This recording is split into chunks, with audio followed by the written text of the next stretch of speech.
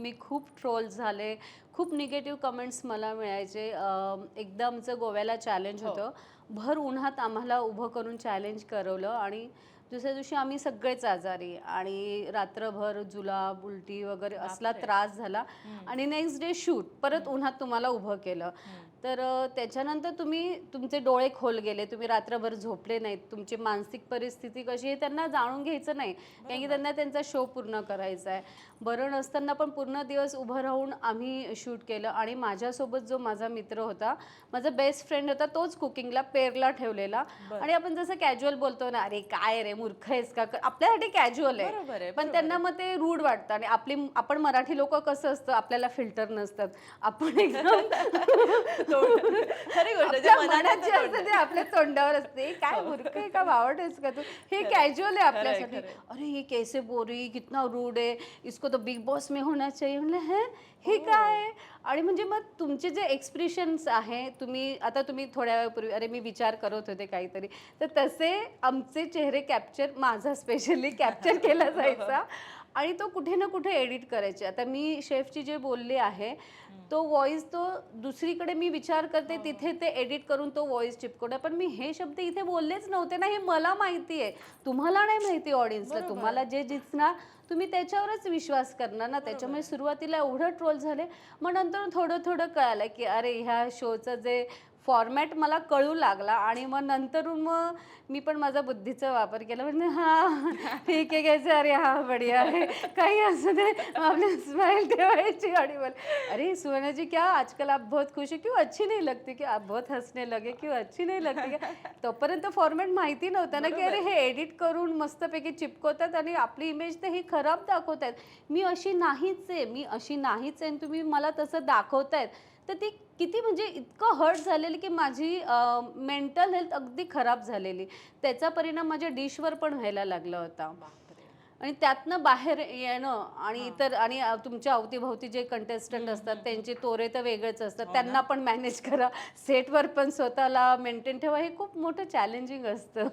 खरंय, खरंय. पण या सगळ्यामध्ये फॅमिली असायची तुमच्याबरोबर? नाही, कोणाला न्यायला वगैरे? फॅमिली घरी असायची. आम्ही 3 महिने आम्हाला हॉटेल्सवर वगैरे स्टे असायचा. बरं. पण मग हे सगळं ह्याचा परिणाम त्यांच्यावर कसा झाला किंवा हे कळल्यावर अर्थातच तुमची फॅमिली आहे ती, त्यांना तुमची नाही, काळजी मी वाटणं कोणालाच काहीच नाही सांगितलं. नाही. कधीच नाही. म्हणजे हा खुलासा आता डायरेक्ट कॅमेरासमोर हो. होतोय.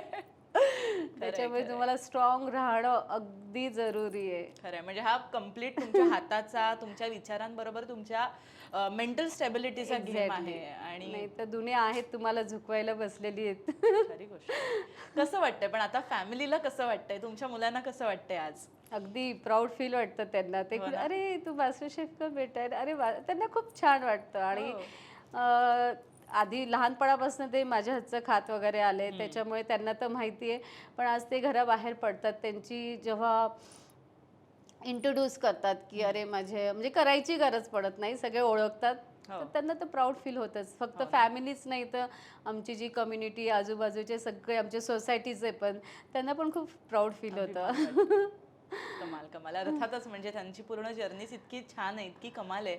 आणि मॅम अर्थातच सगळ्याच गृहिणींसाठी आज तुम्ही रोल मॉडेल आहात, की त्यांना जे त्यांचं स्वप्न जे आहे ते आज ते तुमच्याकडे बघून साकार करतायत आणि मला असं वाटतं तुमच्यावर विश्वास असेल, तर तुम्ही आयुष्यात काहीही करू शकता. खऱ्या अर्थानं ही सगळी जर्नी सुरू असताना तुम्ही कुठे थांबला नाहीत. म्हणजे मास्टर शेफ झालं आणि तुम्ही फक्त ते बिरुद घेऊन आज थांबलेला नाहीये. तुमचं स्वतःचं आज YouTube चॅनल आहे. इतके व्ह्यूज आहेत. तुमच्या डिश आम्ही खऱ्या अर्थानं म्हणजे आजची आमची पिढी खऱ्या अर्थानं ती डिश फॉलो करते, की बाबा आम्हाला जमत जरी नसेल तरी आम्ही पाहून तरी बनवू. कसं वाटतंय आज त्यावरती सुद्धा YouTubeची तुमची एवढी मोठी फॅमिली झाली आहे. सोशल मीडियावरती इतके फॉलोवर्स आहेत. ते सगळं बॅलन्स करताना काय तारेवरची कसरत? परफेक्ट बॅलन्स आणि आपले जे पूर्वज सांगत आले हं, की वेळेनुसार घड्याळीकडे बघून आजही मी हं. घड्याळीच्या काट्यानुसार आपलं सगळं दिनचर्या आणि सगळं मी परफेक्ट बॅलन्स ठेवते. हो. परफेक्ट बॅलन्स असणं आणि वेळेनुसार चालणं हे एकदम छोटी गोष्ट वाटते. अरे हे कॉमन आहे, तर सगळेच हो. सांगतात. पण तुम्ही करून बघा. हं. म्हणजे आजकाल लाईफस्टाईल एवढी चेंज झाली ना, की वेळेचं खरं कोणाला महत्त्व कळतच नाही. हं. कधी उठणं, कधी झोपणं. पण एक परफेक्ट बॅलन्स असायला हवं आणि मेन म्हणजे तुम्ही थोड्या वेळापूर्वी बोललात, की स्वतःवरचा आत्मविश्वास हा कधीच कमी होऊ देऊ नका.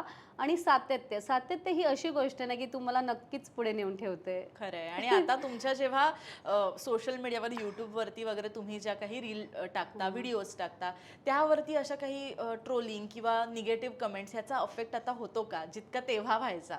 नाही, आता नाही. कारण की लोकांना पण जनता खूप स्मार्ट आहे हो. त्यांनाही आणि आपल्या लोकांचा मला खरंच खूप सपोर्ट मिळाला. कारण की त्यांनाही कळतंय ना, की खूप स्मार्ट आहे. त्यांना फरक कळतो, की कुठे पार्शलिटी होती, कुठे नाही होते. आणि तुम्ही किती एडिट जरी केलं, तर तुमचे रिअल चेहऱ्यावरचे जे तुम्ही मेहनत करतायत आणि जे रिअल चेहऱ्यावरचे हावभाव हे लोकांना कुठपर्यंत पोहोचतात ना. आपण ॲक्टर थोडी की तिथे जाऊन आपण ॲक्टिंग करतो आणि लोकांना दाखवतोय. असं काही नसतं. आणि मास्टर शेफ नंतर पण असं नाही की मास्टर शेफ झाले तुम्ही, अरे आता तुम्ही जिंकलेत, आता सगळं काही. खरी जर्नी तिथून पुढे सुरू होते. कारण की प्रत्येकाला असं एक्सक्युजेस असतं, अरे माझ्याकडे तर हे नाही, माझ्याकडे ते नाही, मी कसं Exactly. करणार, काय करणार. मास्टर शेफमधनं बाहेर निघाल्यानंतर मला पण फ्रॉम झिरो सगळी जर्नी सुरू करावी लागली. कारण की माझं स्टुडिओ नव्हतं, माझं घराचं शिफ्टिंग होत होतं. की म्हणजे तुम्ही जर स्क्रोल करून बघाल ना माझे व्हिडिओ, माझ्या प्रत्येक व्हिडिओमध्ये तुम्हाला चेंजेस दिसतील. एकीकडे फक्त टेबलच आहे, एकीकडे तर बॅकग्राऊंडच नाही आहे. माझा पहिला व्हिडिओ मी माझ्या मैत्रिणीच्या घरी किचनमध्ये जाऊन शूट केला, पण मी थांबले नाही. खरंय. सातत्य हे ठेवायला हवं. अरे तुमच्यात टॅलेंट आहे, तुमच्या रेसिपीत मज्जा आहे ना, मग कोणी बघत नाही तुमचं बॅकग्राऊंड कसं आहे किंवा तुमच्या टेबलवर काय ठेवलंय. खरंय, खरंय, नाही. खरंय. फक्त आत्मविश्वास आणि कॉन्फिडन्स हवा.